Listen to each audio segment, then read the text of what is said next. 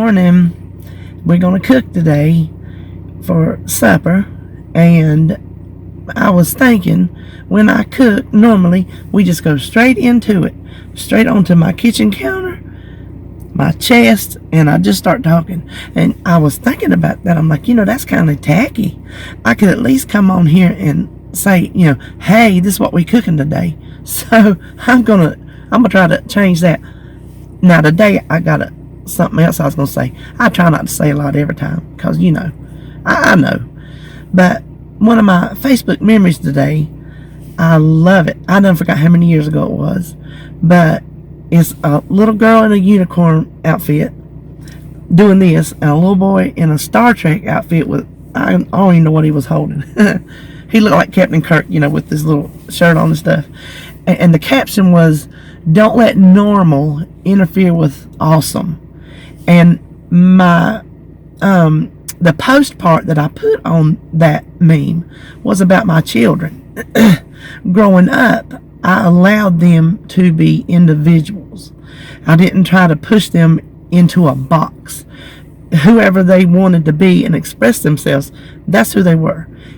If RJ, and he did, wanted to wear his hand-me-down cowboy boots that were 2 to 3 sizes too big, that's what we wore. We went out to the store anywhere we went. If he wanted to wear them cowboy boots, he wore them. My daughter, she was obsessed with dressing like a princess. Probably 3 Halloweens in a row, she was a princess. She loved it, okay? So she was allowed to dress in her full princess get-up. Slide-on shoes, tiara, fluffy dress, the whole nine, anywhere we went, if that's what she wanted to wear. And I am so proud that today they are still their own individual people. They don't try to be like anybody else. They don't want to be like anybody else. They have such unique personalities about them, and I love that about them. So I just wanted to tell you, don't be afraid to be a unicorn. You don't have to be a horse. Be a unicorn. You don't have to be like nobody else.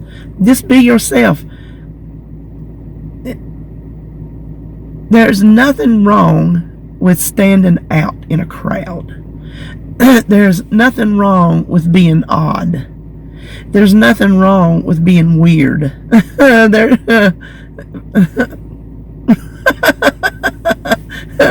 Live your life. Live it the way you want to live it. You only got one chance. You got one time around, and then it's done. Make it count. So that's all I was going to say. I love that Facebook memory. I just wanted to share that about my little kids walking around the store looking like they looked. Mama dragging them along, proud as can be. So now let's just go start cooking. I forgot to tell you, we're making David's favorite baked potato soup. Weight Watcher-fied. So either after today, it's still going to be his favorite soup, or it's going to be his at least I didn't starve soup. We'll see. As I mentioned on the intro, we're making David's favorite baked potato soup. But I forgot to mention, this is Thrifty Thursday. This is a very thrifty recipe. It's thrifty on the money side, not so much on the point side. 9 points for a cup. But to keep it as close to what he likes and is used to, these are adjustments that I'm making. You can obviously make it lower. This is just the way I choose to do it. I'm making some sides to go with mine, so it's not going to be my main dish. So 1 cup will be fine if I have some other things to go with it. Now, before we make the soup, the first thing we're going to do is we're not going to waste these skins. That's part of our thrifty. So you bake your potatoes. Take 4. You'll see these size. I don't know if that's kind of a medium to large. Ooh, that's hot. I hope I can hold it. Cut them in half. So the flat side is down. Okay, that is awful, awful hot. You know what? I'm going to cut these in half and just sit them here and let them cool before I start handling them, and then we'll come back. Alright, I got all the potato taken out. Leave just yay much in the skin. Now, I did knock a hole in the bottom of a couple of them. This is what I use. A grapefruit spoon. It's real good to scrape. It seems a lot easier for me than just a regular spoon. So that's what I use for scooping out potatoes. Now, I looked on the app, and there are 2 different entries for potato skins. One is frozen, that's plain, and one is like raw, plain. So one has 0 points and one has 1 point. To be safe, I'm going to throw a point at it. I'm almost positive there's not a point's worth of potato left in this shell, but just to be on the safe side, that's what we'll do. Now the first thing we're going to do, I got my oven preheating at 450, so we're going to let these go while I set up and get ready to make the soup. So the first thing, get you some, I can't believe it's not butter spray. Just hit each one of them with that. We just need some flavor. Now, you can use salt, pepper, garlic powder, onion powder, or if you have your house seasoning mixed up. This has got all of those things in it. It's exactly what is in it. So, I'm just going to hit each one of them with the house seasoning. And again, if you're not familiar, it is Paula Dean's house seasoning. She has it on her website. She has a version that you can use onion powder or not. I use the onion powder. So that's what it is. Onion powder, garlic powder, salt, and pepper. And I put it on everything. Y'all know that by now. Okay. Now, the cheese. This is what I told you we were going to use on Thrift Thursday. The Fiesta Blend reduced fat from Walmart. 4 grams of that is 0 points. I put my measuring spoon on my scale, tear it out. 4 grams is a tablespoon, not packed, just a nice light tablespoon. So this is 0 points worth of cheese. So we're just going to sprinkle that on there. Now if you wanted to add a point's worth, you're more than welcome to, but since the soup is kind of high, I figure we'll make it up right here. I have my cheese in a bowl just to make it easier to handle. Now you can see we've got the cheese on. Everybody's got some cheese. The next thing we're going to put is the bacon. This is the Great Value fully cooked bacon. This is how it comes. These little, if you can tell, they're just fully cooked pieces of bacon, and they're in between these waxed paper sheets. I love this bacon. It's not messy. It cooks in the microwave in like a minute, and it tastes good. Three of these. Let me show you. 3 of these. 1, 2, 3 is 2 points. No, they might not be as big as, you know, some regular bacon, but I don't like making a mess unless I need bacon grease. And my husband did that for me this weekend, so I'm good on bacon grease. I'm just going to use my regular cooked bacon. Now this is for the soup. I'm going to set it over there. 1/2 slice is 0 points. So each skin is going to get 0 points worth of bacon. There, doesn't that look good? The skins are in the oven. I'm going to have to stop in the middle, I know, to move you, to check them because we're right in front of the stove. But I have my cast iron Dutch oven. You don't have to use cast iron, but if you have like an enamel coated cast iron, something heavy really works the best for this because we have to cook it a good little bit. Now I've got it heated. It might be just a little bit too hot. Always heat your pan first. So now let me tell you, this is how it used to be. 1/2 pound of bacon chopped went in here, fried up till crisp.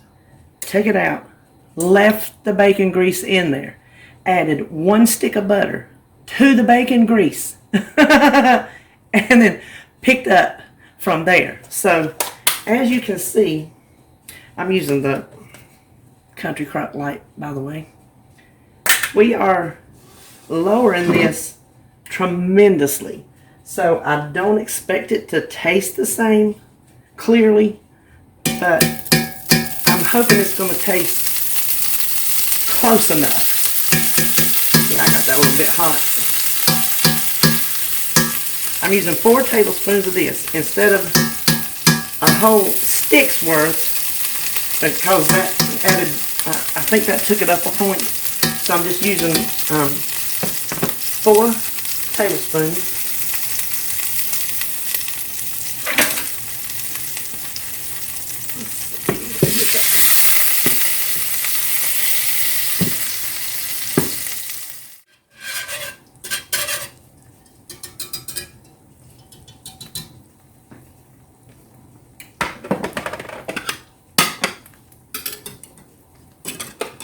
Okay, we got our butter melted. This is 1 small onion. We don't have to cook the bacon because you saw it a while ago. We already cooked our bacon in the microwave. Oh, told you, hold on. Alexa, stop.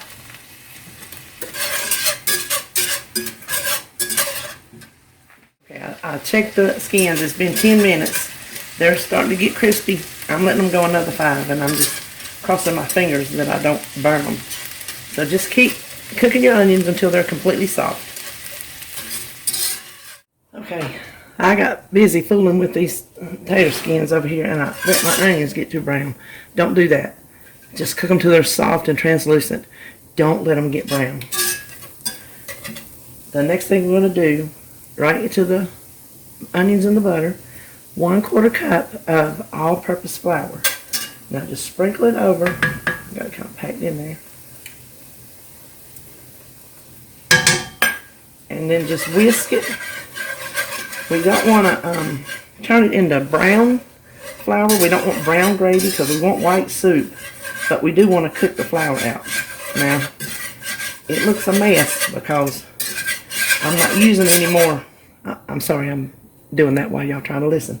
It looks a mess because I'm not trying to add any more points with the butter, but we'll work it out.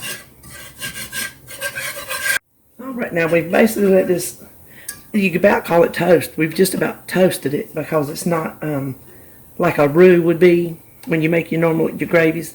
It's drier than that, so we don't want it to get brown like I said, but it looks browner than it really is because I messed those onions up.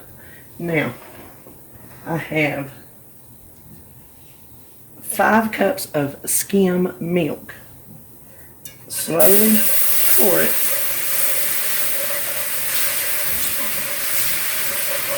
You want to whisk while you're slowly pouring it because you don't want any giant lumps. If you were to just dump this whole thing of milk in here on this hot flour that's all, dry like we have it, you will never get that flour cooked that smooth. I'm telling you, you will never get it smooth.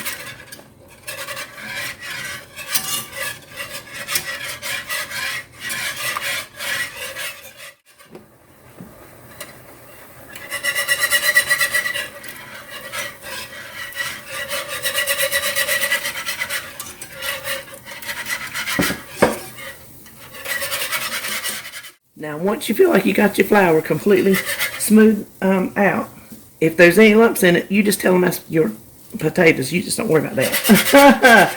Because it happens sometimes. The best Southern cooks are going to come up with some lumps sometimes in a gravy, which is kind of what we're making right now, but we're going to add more to it. So, go ahead and add the rest of your skim milk.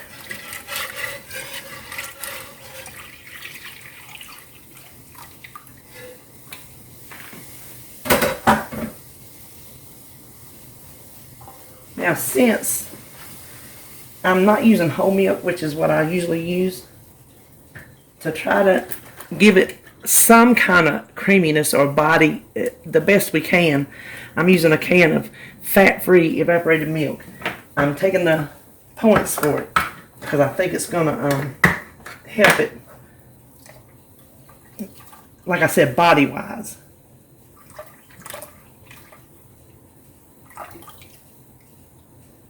Now, hit it with a little salt and pepper.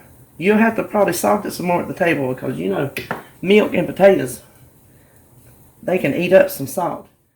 Now, I've got all the milk in there. Here's your hardest part, and that is cooking for a good while.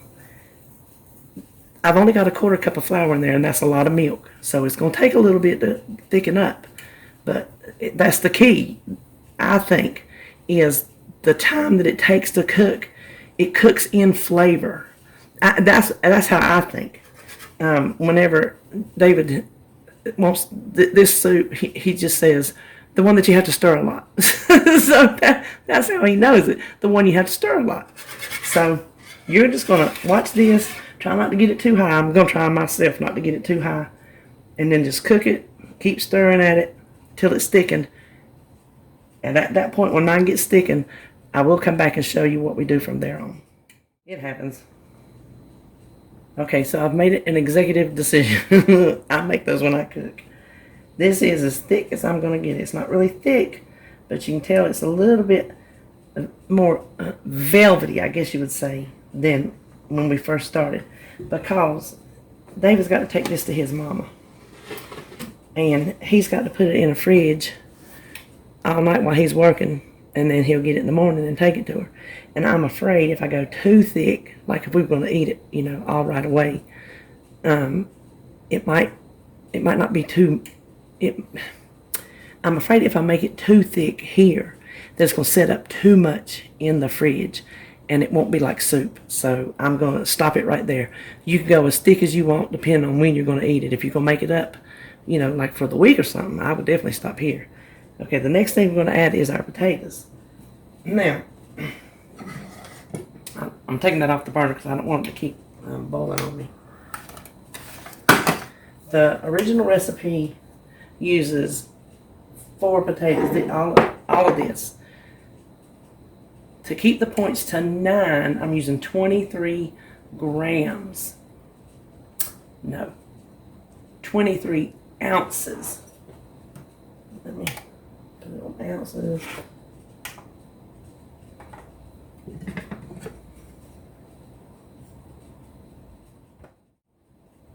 That is 16.5 ounces. So our points are going to go down. I did not know how much potatoes weigh, so I was just scrolling to try to keep the points down, thinking, okay, 23 ounces, that's not much. Well, apparently 23 ounces of potatoes is way much. So let's put this back over here, and I will put the adjusted points on the screen since we're using a whole lot less. So you be careful, you get a little skin that forms on the top, just stir it in. But see, now them potatoes, they'll start helping to thicken that. Now the next thing we want is 1 cup of our Fiesta Blend.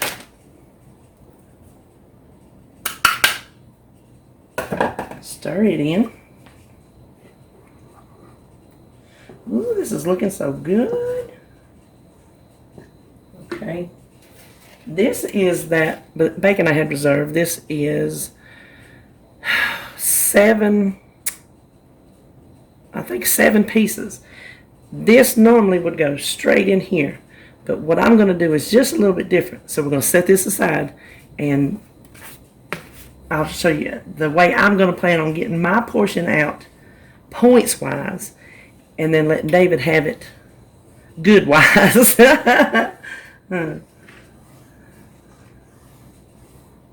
So just kind of cook it a little slowly for your cheese to melt. Now don't try to use fat-free cheese in here to save some points, because that fat-free cheese is not going to melt on you. I'm going to tell you that right now. Listen, y'all ever raised potatoes? If you ain't never dug taters up out the garden, you ain't had fun. I used to do it when I was a kid. I'm not even kidding y'all. I would be out in that garden eating them taters straight up out the dirt. Call me a lie. Y'all just don't know. I would walk around. I would pull up onions out the ground, eat them straight out the ground, pull tomatoes off the vines, stand there and eat them like an apple.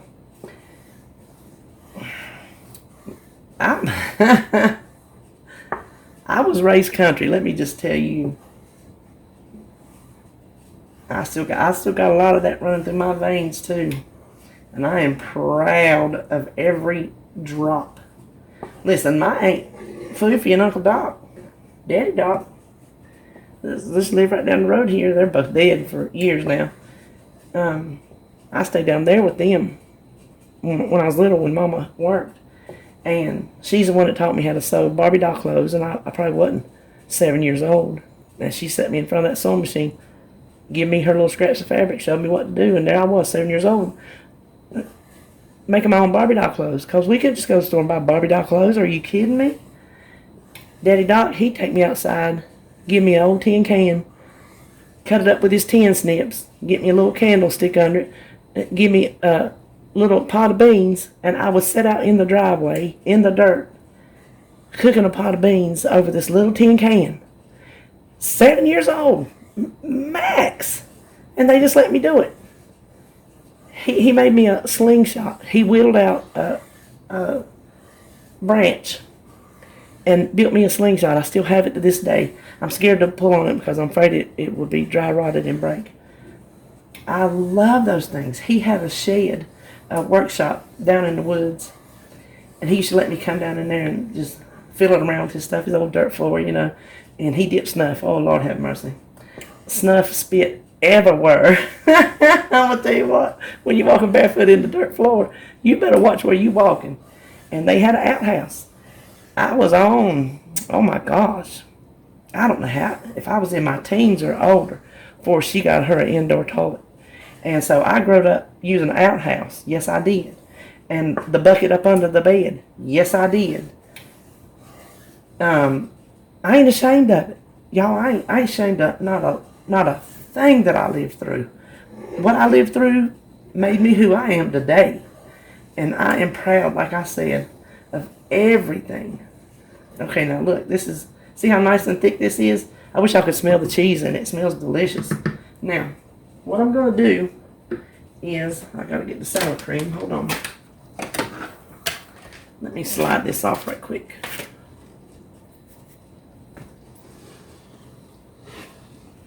It takes 1 cup of sour cream.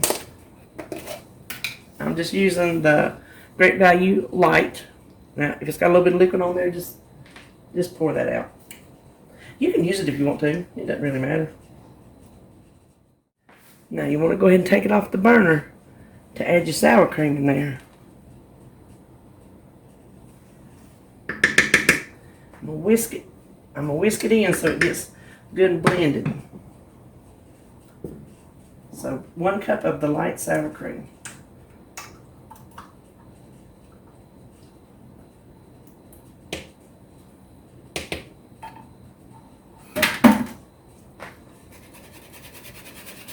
This is kind of like a loaded baked potato, but in soup. Now the sour cream is mixed in. Now here's the part that I'm doing a little different. Hold on, I got a little tater in there. This is the part I'm doing different. I want bacon, but I don't want a lot of bacon to make my points go up. So first of all, we're gonna measure, and y'all pray I don't spill this. Oh, that is like 8 cups on the dot. And do you know that is exactly how many I had in the recipe builder? Because you can look at your ingredients, especially liquid ingredients, and know how many cups of liquid you have, and then you can kind of guesstimate, like, you know, how many cups the potatoes add. I've got a mess going on here, but I put it back in this pot because the residual heat of the pot here will keep it warm for David when he gets up. So I've measured, you know, here is my bowl. I'm going to get my cup. If I find out the points are low enough, I'll come back and get me some more, but for right now, I'm going to get my cup's worth. That's not a shabby little amount right there. That's not too bad. Now for the rest of it, I'm sorry if I'm a little scattered here, y'all. I'm going to add that bacon. If you do it like I do, you can add just as much bacon as you want to add because you're not eating it, so the points are not going to affect you. Of course, now if I come back for more, I'll probably throw a point at it. Of course, maybe not. This bacon is so daggum low in points, it may not even add anything to it. I may be Chicken Little, the sky's falling. You know what I'm saying? So just calculate your bacon in there before you go to all the trouble I gone to. Now we have that. Let me move this over. So that's soup. Hold on. This soup is done. That is done. Now what I was going to do, when I was thinking the bacon might jack it up in points, is I saved out one little half. One little half is 0 points. 1 little tablespoon. You don't want my tablespoon is over yonder, so I'm just going to do that. 1 little tablespoon of cheese. Now, if I had green onions, they would go on there, but I don't. So get you some green onions to add to it. Now here we go. Here is our baked potato soup. When it cools off enough, I'm going to taste it. In the meantime, I'm going to pull these tater skins over here. You can see how firm they are. You can't, a little brown on the bottom. 1 point for the potato, 0 for the cheese, 0 for the bacon. If you only use 1 teaspoon of sour cream, it is 0. You can get up to a tablespoon for 1 point. But if you want to keep this a 1 point appetizer, 1 teaspoon, that's all you need. Okay, so there you go. Perfect for your game day, your race day, watching movie day, anything. At 1 point a piece, you can't beat that. Now, if you put multiples in, I don't know if Weight Watcher math works it up or not, but still, either way you look at it, this is a very point-friendly appetizer. And it is something we were just going to throw away probably. Okay, I am back. I think this is cool enough that I'm going to taste it.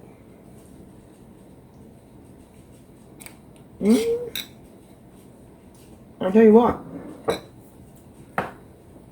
for something that's made with skim milk, that just ain't half bad. Is it my regular bacon grease butter whole milk soup? No, it's not. I don't even want to calculate how many points that would be. It would be probably astronomical. This is very point friendly, very pocketbook friendly. So I hope you enjoy it. I hope you've enjoyed Thrifty Thursday. And we'll be back next week with something new.